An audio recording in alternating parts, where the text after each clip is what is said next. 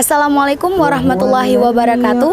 Selamat pagi. Seperti yang sudah pemirsa saksikan, tepat di belakang saya ini sedang berlangsung upacara apel tahunan Pekan Perkenalan Khutbatul Harij tahun 2023 di lapangan pesantren modern Al-Manar. Acara ini dihadiri oleh beberapa tamu undangan, antara lain Ketua Yayasan Bungong Jempa, tokoh masyarakat, dan PJ Bupati Bapak Ismanto sebagai inspektur upacara. Juga turut dihadiri oleh wali santri, asatiz dan asatizah, serta santriwan dan santriwati pesantren Al-Manar.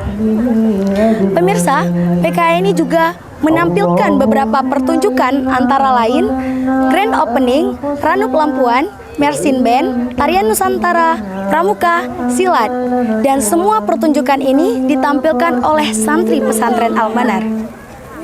Demikianlah liputan pagi hari ini. Saya Andisa Rahmatillah. Mohon maaf undur diri. Wassalamualaikum warahmatullahi wabarakatuh.